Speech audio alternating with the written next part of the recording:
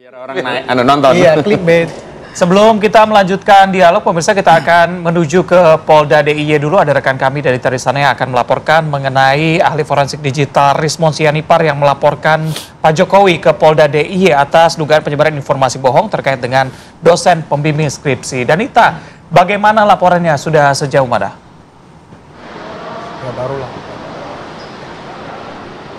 Reza, Rati, dan juga pemirsa, betul sekali memang kemarin ahli digital forensik Rismon Sianipar mendatangi Polda Daerah Istimewa Yogyakarta untuk buat laporan mengenai dugaan berita bohong yang dilakukan Joko Widodo. Dan laporan tersebut diterima sebelumnya oleh SPKT atau Sentra Pelayanan Kepolisian Terpadu Polda DIY, kemudian diarahkan ke Direktorat Reserse Kriminal Khusus Polda Daerah Istimewa Yogyakarta, dan pihak kepolisian melalui Kabid Humas Polda DIY menyebutkan betul ada laporan dari Rismon Sianipar mengenai dugaan penyebaran berita bohong Joko Widodo di Polda Daerah Istimewa Yogyakarta.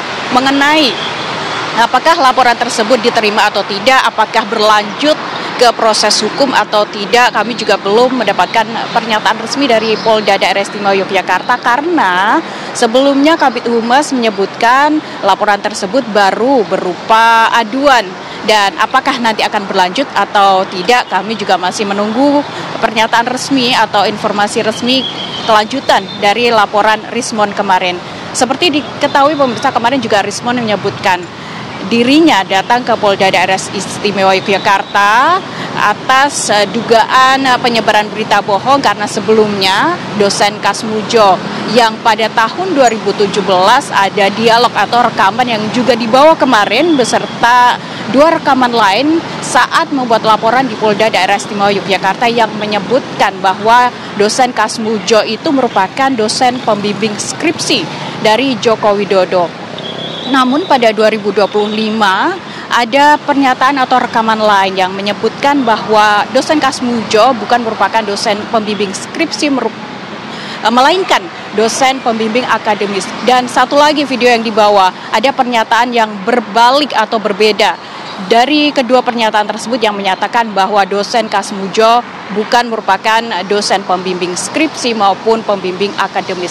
Hal tersebut menurut Rismon yang memicu bahwa ada dugaan penyebaran berita bohong yang dilakukan oleh Joko Widodo. Dan hingga saat ini kami juga masih menunggu pemirsa apa kemudian kelanjutan dari laporan Rismon Sianipar. Kembali ke Jakarta. Baik, terima kasih Danita Riyandini atas laporannya langsung dari Polda DIY. Kita lanjutkan perbincangan. Bang Freddy, tadi menyambungin pertanyaan saya tadi. Kalau kata Mas Adi nih masih lama, 2029, 2034, 3000 sekian gitu. Mungkin masih menjadi pembahasan nantinya. Ini publik yang nggak move on atau narasinya tetap dijaga biar tetap on atau gimana nih? Ya, kan seperti saya katakan tadi juga, termasuk itu merespon Rismon tadi. Kan saya bilang nggak akan ada ujungnya ini. Nah, mendelegitimasi itu, mendowngrade dulu kan paling efektif itu kalau Pak Jokowi misalnya jadi tersangka atau kena kasus hukum. Itu kan paling cepat langsung brrrr kan begitu.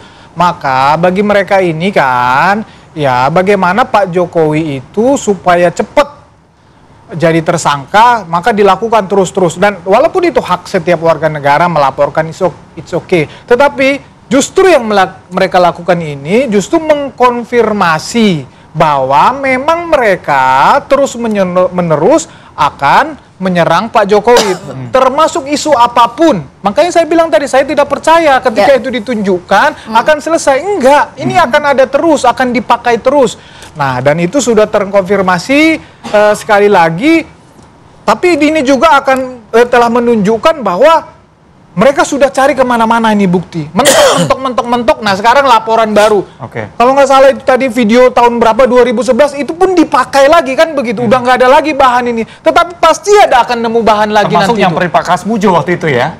Iya. Rumahnya, termasuk video itu yang dibahas. Iya. Justru itu kan dipakai untuk mengcounter yang video Pak Jokowi itu yang mereka berusaha lakukan laporan sebagai barang bukti. Ya, silahkan saja. Nanti kan ini kembali lagi ke UGM. Di UGM kan itu ada semua dokumennya, dokumentasinya. Siapa itu Pak Kasmujo, ya hitam di atas putih semuanya pasti ada. Jadi nanti ya, kalaupun ini berproses sama seperti yang laporan sekarang ini, baik dari TPU maupun dari Pak Jokowi, semua akan dipanggil, semua akan diperiksa. Tapi ujungnya kembali ke UGM ini. Itu. Oke, Bang Ahmad gimana? Akan dicari kemana-mana katanya? Yang jelas begini ya, nggak perlu lah sampai 2009, 2030 dan seterusnya. Kalau nanti Biro Wasidik Barreskrim Mabes Polri mengumumkan hasil penyelidikan gelar perkara khusus memerintahkan Barreskrim melanjutkan proses penyelidikan dan kemudian 263 dugaan pemalsuan dokumen itu ditingkatkan ke penyidikan sama persis dengan yang di Polda ditingkatkan ke penyidikan, saudara Jokowi ditingkatkan menjadi tersangka, selesai nih. Karena hanya ada gula ada semut aja ini. Sepanjang gulanya masih ada, semut masih berkerumut. Kalau gulanya habis, selesai. Itu satu hal. Yang kedua, soalan yang saat ini terjadi itu kan soalan yang memang betul kan tadi dikatakan bahwa saudara Jokowi hari ini bukan presiden de jure. Tetapi de facto dia punya kekuasaan yang itu dikonfirmasi oleh Purnawirawan Jenderal TNI pada 17 April 2025 lalu yang kumpul, ada 8 poin pernyataan, saya hadir di acara itu. Salah satunya juga bersihkan kabinet dari pengaruh Jokowi, ada sejumlah menteri yang itu ada 13 kalau tidak salah, itu juga masih di bawah kendali saudara Joko Widodo. Hari ini kasihan sebenarnya Pak Prabowo. De jure beliau presiden, de facto masih harus berbagi kekuasaan dengan saudara Jokowi. Nah, Purnawirawan itu punya pendapat kalau ya tangan-tangan kekuasaan Jokowi dipotong, biarlah Jokowi ya benar-benar istirahat sebagaimana dulu SBY istirahat, sebagaimana Megawati istirahat. Selesai juga hiruk pikuk ini. Problemnya adalah secara de jure bukan presiden, de facto cawe-cawe ke segala urusan. Dan kemudian menggunakan kekuasaan yang tak terlihat dalam kendali dirinya untuk terus mengagitasi, melindungi kekuasaan politik yang ingin diwariskan ke dinasti Wapres ini. Dan kemudian masyarakat bereaksi, wajar. Baik. Terakhir Mas Adi, jadi secara de facto itu tadi dikatakan Mas Ahmad loh. Sejalan nggak sama pikirannya Mas Ahmad? Ya saya kira memang harus kita akui bahwa Prabowo Subianto dengan Gibran ini kan satu kesatuan. Jadi power sharing setelah menang itu adalah hal biasa. Saya cukup yakin bahwa Prabowo itu tidak bisa dikendalikan oleh siapapun. Tapi Prabowo itu sangat respect dengan mantan-mantan presiden terdahulu. Itu kan termasuk Pak Jokowi. Kan terlihat misalnya setiap sambutan politiknya menyebut Jokowi, menyebut SBY, menyebut misalnya Megawati Soekarno Putri, Gus Dur, Habibie, dan bahkan ya Pak Soeharto juga dihormati oleh Pak Prabowo. Jadi saya melihat Pak Prabowo ini sebagai mental model seorang prajurit yang menghargai para orang-orang terdahulunya. Jadi sekalipun ada desakan supaya menghilangkan dan menjauh dari mantan-mantan presiden terdahulu, rasa-rasanya sulit.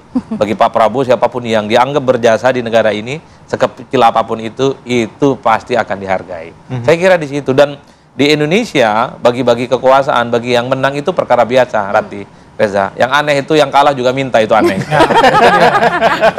Jadi Bang Fredrik ini kan sejak awal mendukung Prabowo dan Gibran, kalau bisa komisaris juga. Sampai dapat. Wajar dong. Ini obrolan di belakang harus ini ya. Sampai dapat dong. Yang aneh justru yang kalah minta juga paling dekat. Paling enkerado. Itu menurut saya agak aneh. Bagi saya aneh. Kira-kira di situ. Iya, kita tunggu lagi bagaimana statement Pak Jokowi lainnya, terutama sepertinya mendekati dengan bursa pemilihan Ketua Umum PSI. Nanti pasti ada statement lain. Rame lagi. Terima kasih Bang Adi, Bang Freddy, dan juga Bang Ahmad. Sama-sama. Selamat pagi. Dan pemirsa, kita akan jeda terlebih dahulu. Usai jeda, Menteri Pertanian Mentan RI Amran Sulaiman ini kembali membeberkan sejumlah temuan lanjutan dalam praktek culas produsen hingga pedagang beras oplosan. Kami hadirkan selengkapnya usai jeda. Tetap bersama kami.